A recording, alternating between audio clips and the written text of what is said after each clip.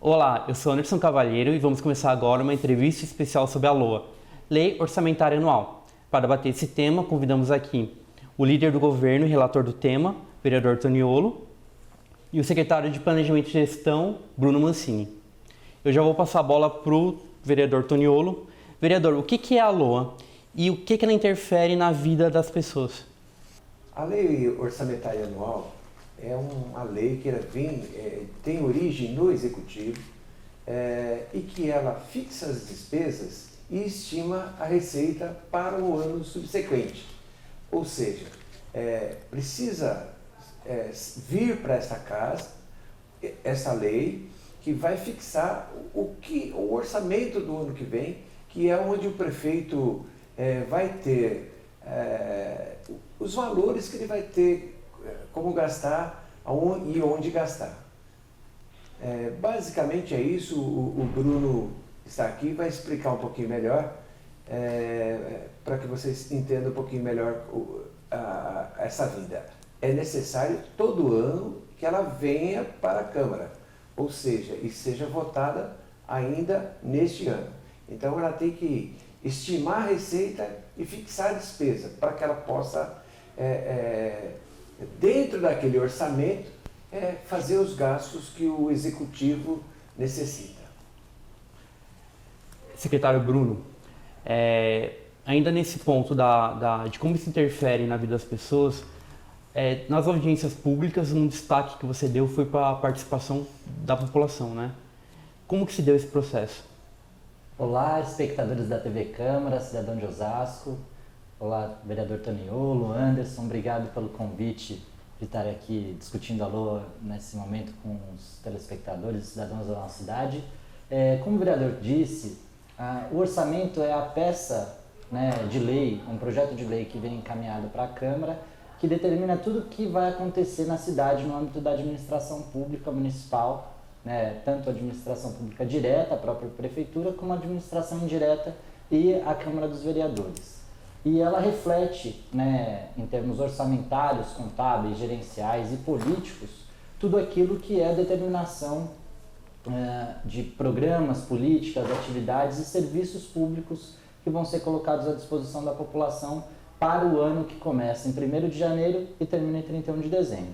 Sempre o orçamento é enviado no ano anterior e para sua execução no ano seguinte. E para a gente é muito importante que isso reflita de fato o interesse, os desejos, os anseios da nossa população. Por isso que a nossa dinâmica de construção do orçamento passa a contar desde esse ano de 2019 para o ano de 2020 com uma participação direta da comunidade, não só em audiências e debates públicos, como também eletronicamente a partir da plataforma Participa Osasco.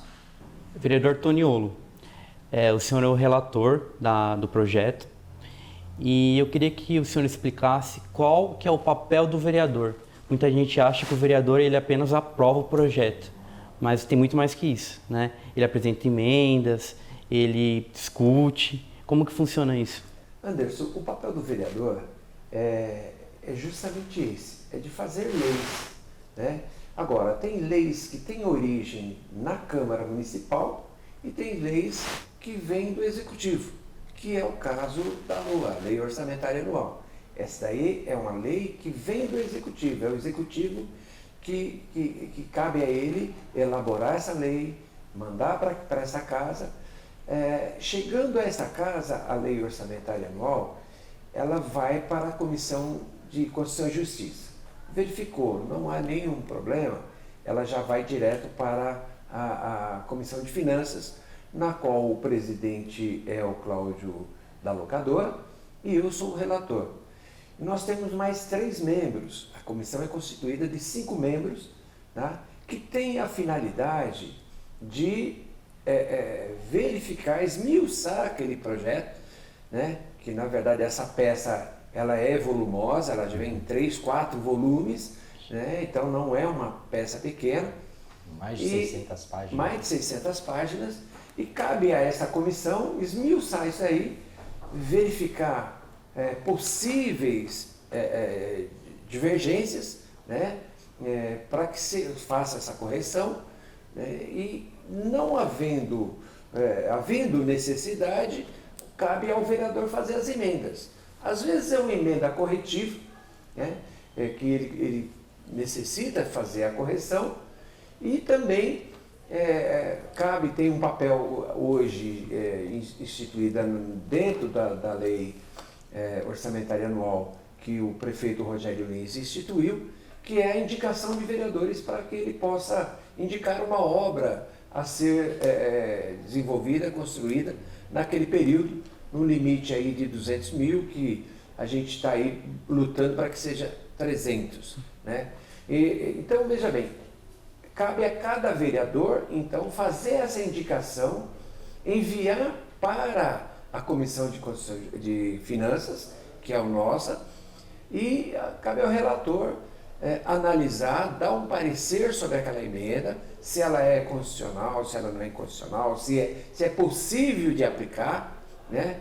Então, e aí é o relator, junto com a CEPLAG, em parceria com a CEPLAG, em parceria com os órgãos técnicos do Executivo, a gente consegue moldar de forma razoável para que ela entre em votação, né, sem que haja nenhum prejuízo. Porque o vereador não pode indicar, por exemplo, fazer uma emenda onde ele cria um gasto e que não tem ali uma fonte de origem, da onde ele vai tirar.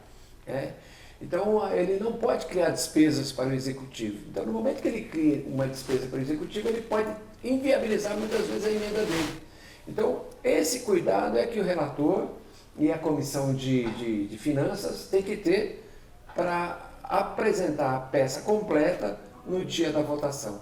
Então, entra a peça orçamentária, que é a lei orçamentária, vinda do Executivo, mais as emendas necessárias que são feitas, né, e as indicações feitas pelos vereadores para que, no prazo determinado, ela vote e seja depois sancionada pelo prefeito. Agora eu vou falar de um tema que tem a ver com o orçamento do próximo ano. Secretário Bruno, a prefeitura ela fez uma operação de crédito de 296 milhões, né? Como é que tá? Já fechou, falaram que seria com o Banco do Brasil, estava entre a Caixa e o Banco do Brasil. Na última audiência, o secretário Pedro, ele falou que teria quase fechado com o Banco do Brasil. Para que vai usar esse valor? Muito importante, Anderson, que a gente toque nesse assunto, porque na receita que é prevista, na proposta de lei orçamentária que a gente apresenta, estão todos os impostos e taxas, contribuições que são pagas pelo cidadão de Osasco, mais aquelas que são transferidas da União e do Estado, e ainda aquelas oriundas de operações de crédito e financiamento que o governo executa a partir de aprovação legislativa.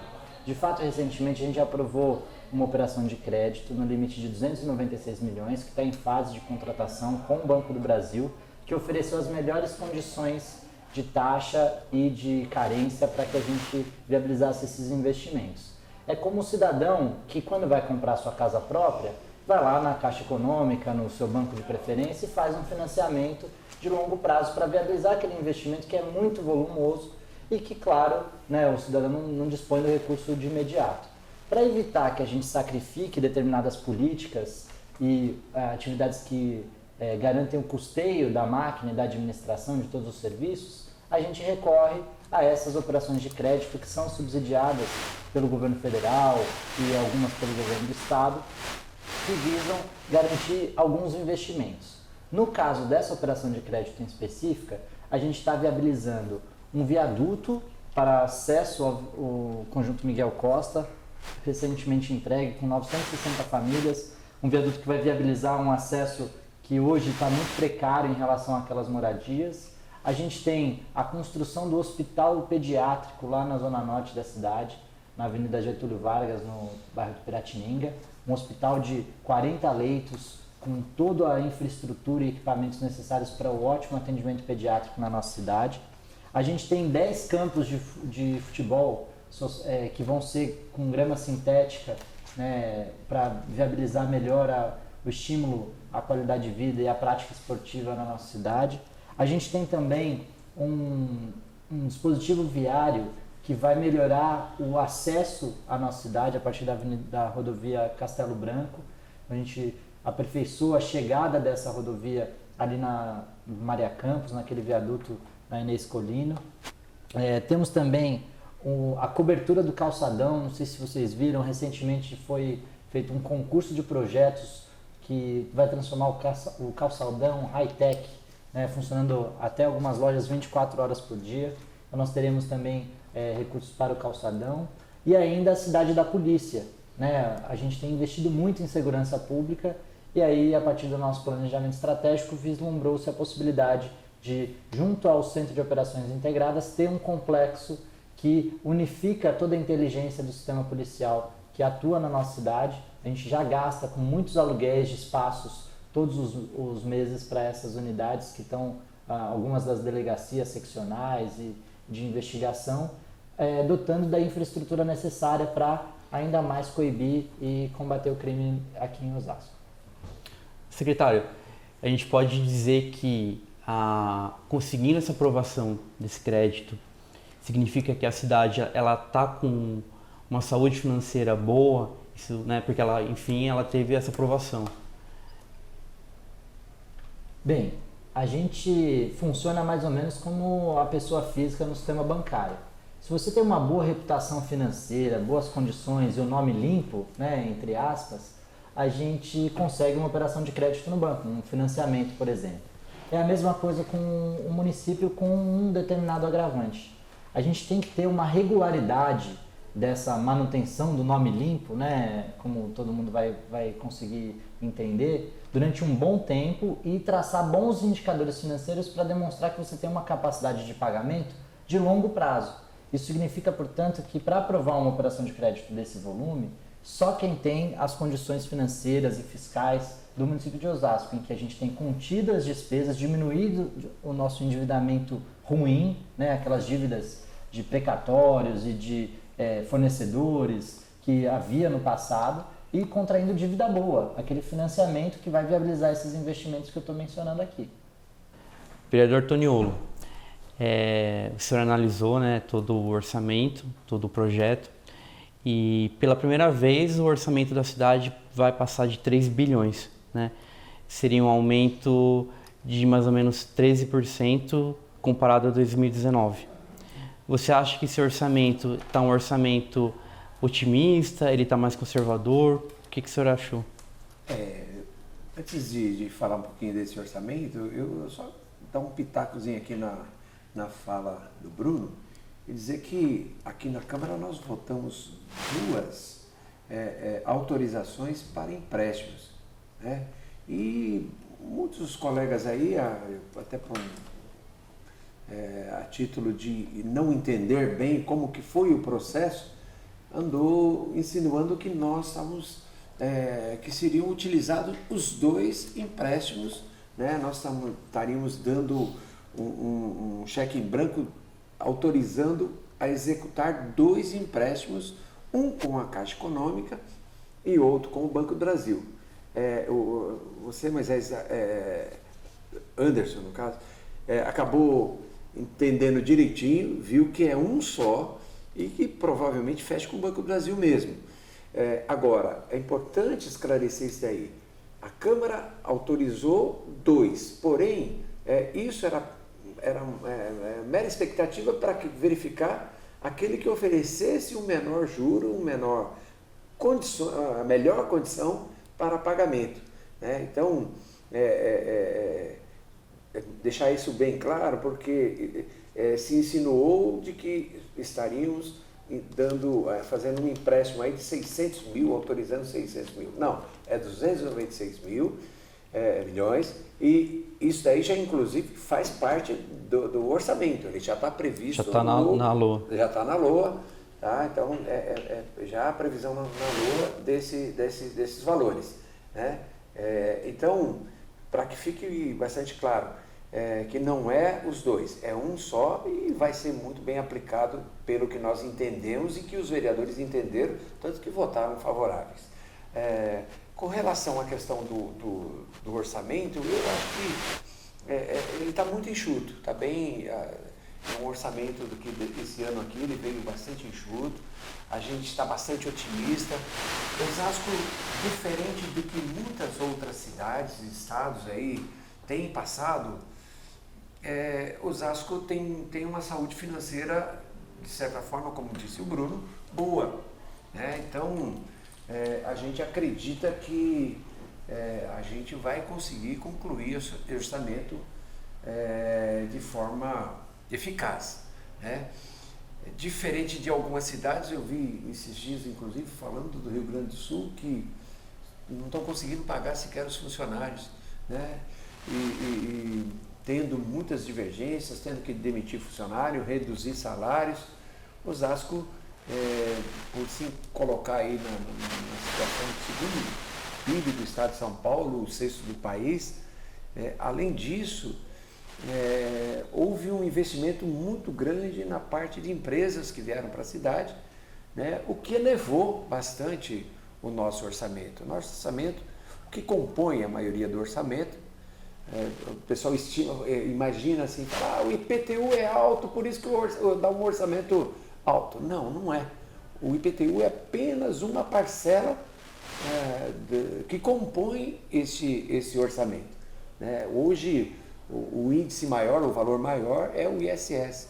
Então, explica para as pessoas o que é o ISS. Que é um imposto sobre serviço que é pago sobre as empresas que trabalham, que produzem aqui na nossa cidade, né? Então, isso é que faz com que o nosso orçamento ele se eleve e que certamente a gente acredita que, por ser um orçamento bem enxuto, bem feito, acredito que a gente vai conseguir concretizar ele até o final do ano. Nesse ponto que o vereador Toniolo tocou, que ele falou que é um orçamento bem realista, e você também falou muito disso nas audiências públicas, né? Que não seria uma peça de ficção, né? É um orçamento realístico, um orçamento realmente que dá para pôr em prática. Como que você define isso? De fato, a gente tem uma pecha aqui no Brasil de que as leis foram feitas para não serem cumpridas. No caso do orçamento é muito diferente, porque existem órgãos de controle do Tribunal de Contas e da própria sociedade civil que fiscalizam diariamente o cumprimento da lei do orçamento.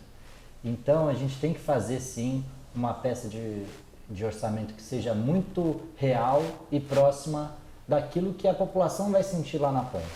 A gente tem muita convicção de que esse orçamento ele não é nem otimista nem pessimista, ele é realista, porque a gente tem estudos técnicos que demonstram tanto essa perspectiva de arrecadação como um controle das despesas.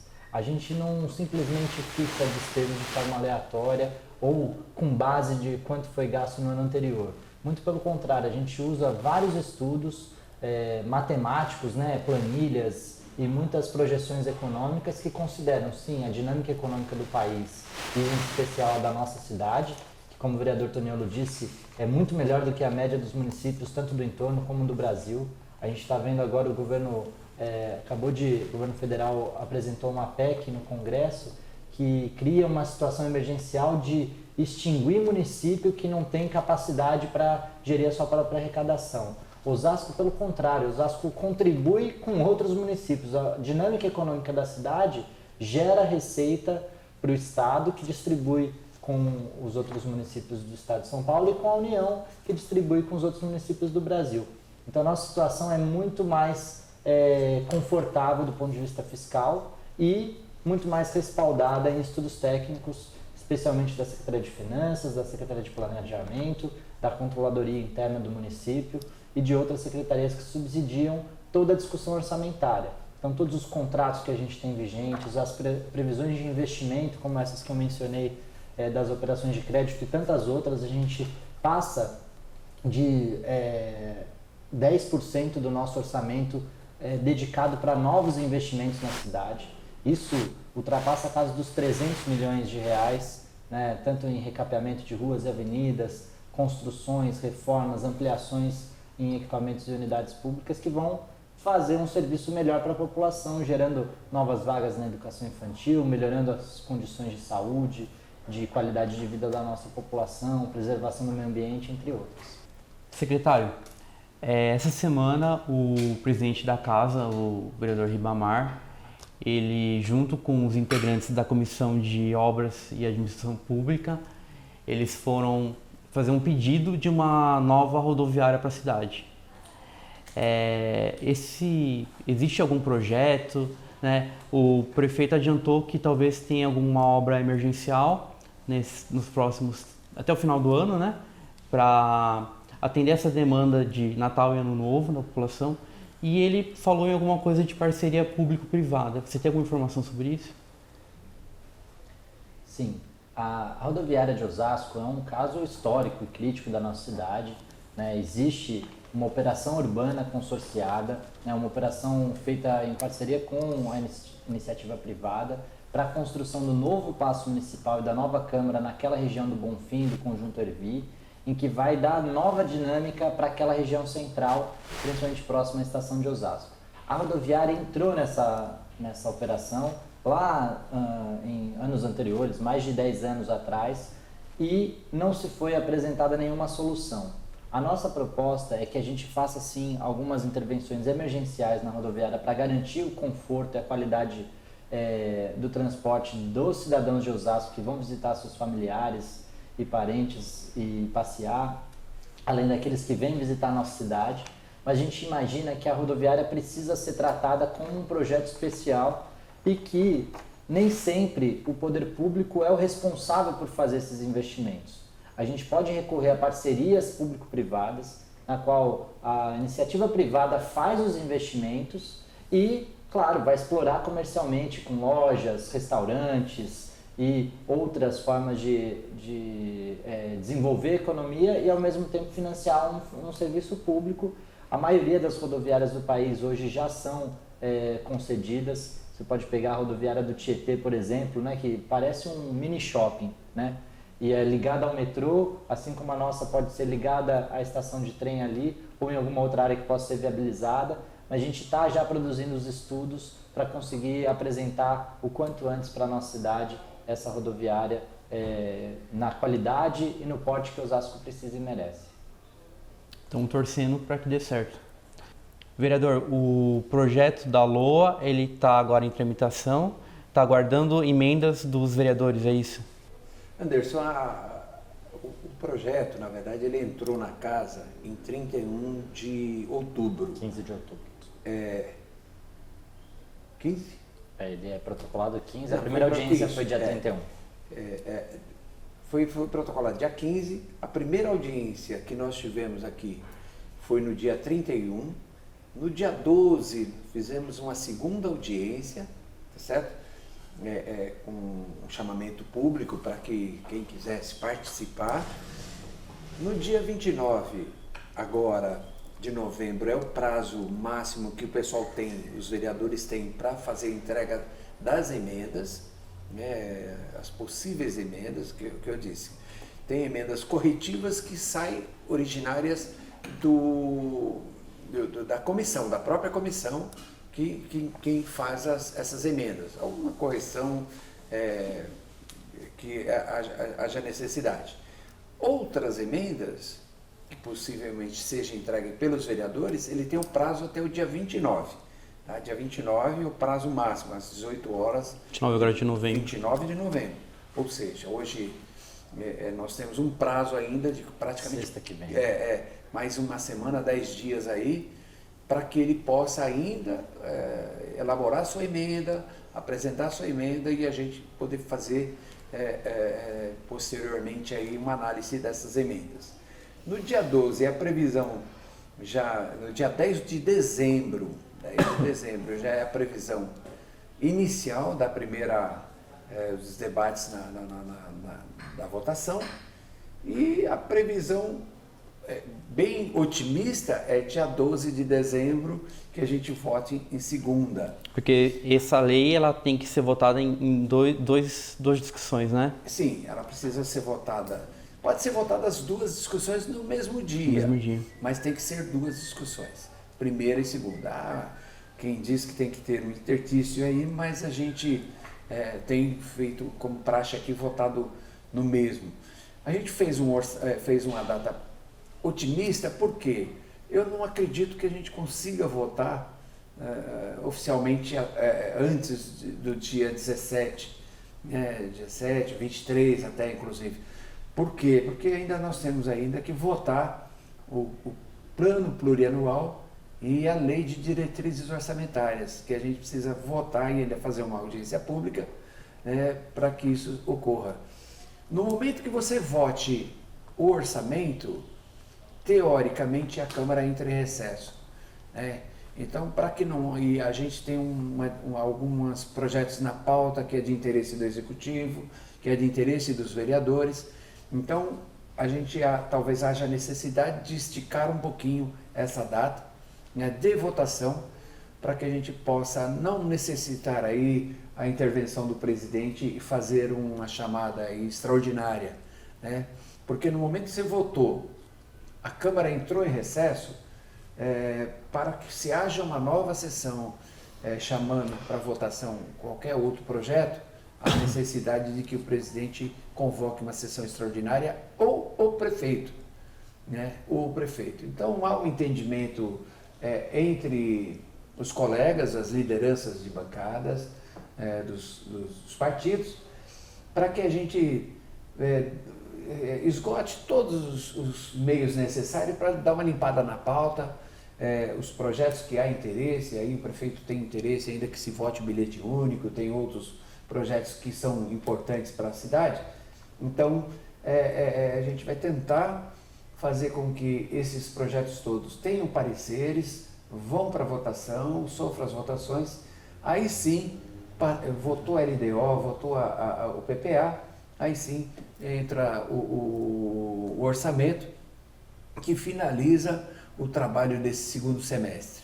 Não que a Câmara feche, ele finaliza os trabalhos legislativos, porém a Câmara continua, os vereadores dentro das suas atividades normais, tanto na Câmara como nas suas bases eleitorais. Então daqui para o final do ano tem muito trabalho pela frente ainda. Sim, é que acaba acumulando um pouco, porque tem muitos projetos acumulados, não porque todo dia tem votação, é uma constante aí que o presidente Ribamar tem feito, de fazer a ordem do dia, de fazer com que os projetos sejam votados. Recentemente, essa semana aí, já votamos aí cerca de 20 projetos importantes que estavam praticamente parados, que é do Executivo, que são créditos adicionais e alguns projetos necessários à cidade, que venha melhorar aí a cidade. Então a Câmara, após os pareceres, ele já fica à disposição para que seja pautado.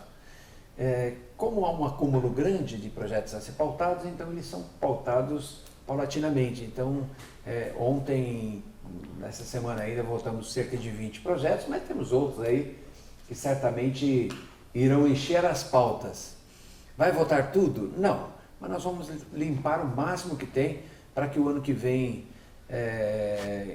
ao retornar do recesso, a gente tenha aí uma pauta livre, uma pauta já não congestionada para poder dar condições de entrar novos projetos dos vereadores e também do Executivo. Secretário, depois que essa lei é aprovada aqui na Câmara, o que acontece? Qual é o processo? É isso, né, Anderson? Esse é o começo de tudo. Uma vez que ela é aprovada, vai para a sanção do prefeito, que aprova, inclusive as emendas dos vereadores, sanciona essas emendas e se houver algum veto, volta para casa para que esse veto seja apreciado. Mas o mais importante é, uma vez que a lei é aprovada, ela precisa ser executada.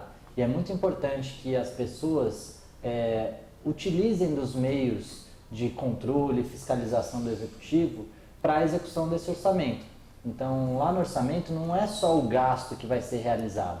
Lá também tem as metas, o que o governo pretende entregar em cada das áreas da sua atuação dentro do ano de 2020. É muito importante que todo mundo fiscalize e acompanhe no portal da transparência, nas audiências públicas e nas plataformas. Né? A gente tem o Visão 360 que apresenta uma série de indicadores e de projetos contando o que vai acontecer em cada região da cidade, em cada área de atuação do governo.